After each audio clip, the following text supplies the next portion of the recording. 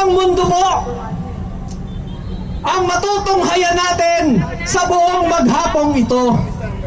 Ang unang mundo ay ang mundong pantasya ni Noynoy Aquino. Daig pa ang telepantasya.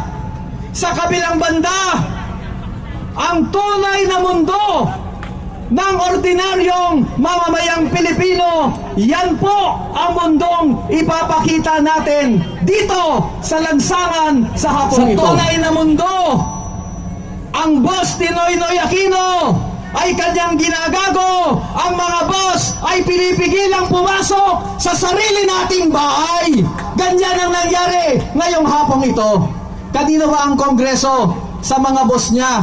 Pero kung sino pa ang boss, yun pa ang ayaw papasukin. Nagpapatuloy ang korupsyon ng pork barrel. Bagsak! Sa issue pa lamang ng FOI, ang sabi ko muna sa kanya, ano mangyari sa FOI? Tinuro na sa'yo, dapat may pasayan. Kayo naman, teacher. Ipinangako ko na nga, gusto nyo, tuparin ko pa. Adik, di ba? Aditus. Pag pinangako na daw, hindi na kailangan tuparin. Pag gago ang puta. Napapamura tuloy ako bilang guro. Diba? Na lang! Supreme Court na nga ang nagsabi sa kanya, huy! Unconstitutional daw yan! Sabi niya, uweno naman, presidente naman ako, kailangan ko ng pera. Gagon. Ibagsak ba? Bagsak na naman! Hindi natuto! Sabi niya, ayusin niya ang transport, ang MRT, LRT. Diba? Tumitigil, nahuhulog, lumulubak. Ngayon, may ulan na sa loob ng MRT. Tama ba yun? Inusunod lang niya yung kanyang mga kaaway. Kaninang umaga itong si Elise, gusto kong tadyakan sa mukha. Nakakulong naman daw, sabi ko, gago ka? Pinakulong mo lang yung kalaban nyo. Yung mga katulad mo, hindi pa nakukulong kapag sumama ka. Diba? Pwede pa naman yun, diba? Na ang pamantayan kay Juan, ibahin mo ba kay Juana? Hindi po pwede yan. Ang pamantayan mo sa isa, pareho rin sa iba. Kaya nga siya, presidente lang siya. Hindi ng lahat ng Pilipino. Presidente siya ng mga Pilipinong mga mayayaman, mga kaibigan niya, mga kamag-anak niya, mga kapitalista. Pero kayo, presidente ba niya kayo? Hindi! Gago, di ba? Gago talaga eh. Hindi po pwedeng hindi siya presidente ng lahat.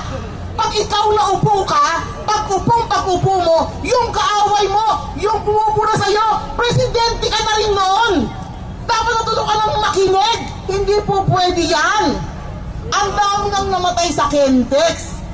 Ang daming namatay sa Mamasapano. Ang daming mga namatay ng mga journalist. Sa lahat ng yan, ano siya? Deadma! Deadma! Walang hustisya.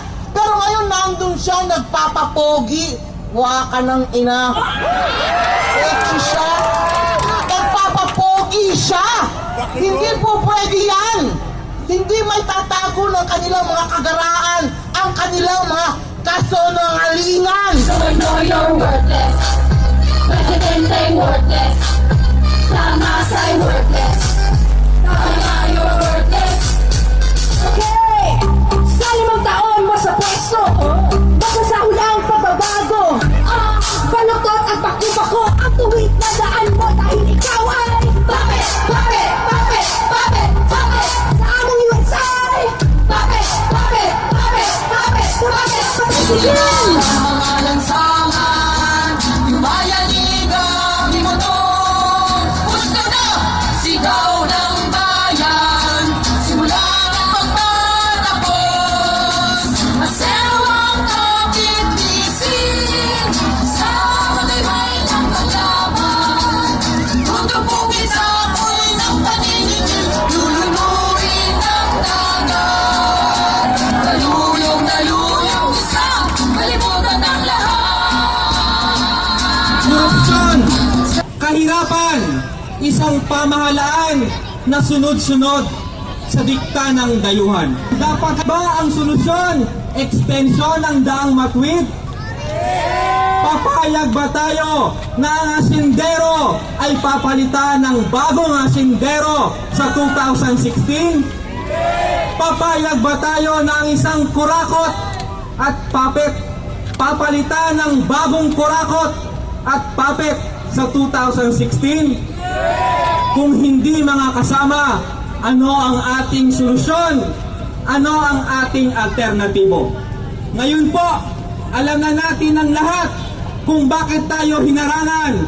Ayaw nilang marinig ang solusyon ng bagong alyansang makabayan, at ang solusyong yan ay ang pambansang demokrasya. Ito ang alternatibong hinahain ng sambayanang Pilipino.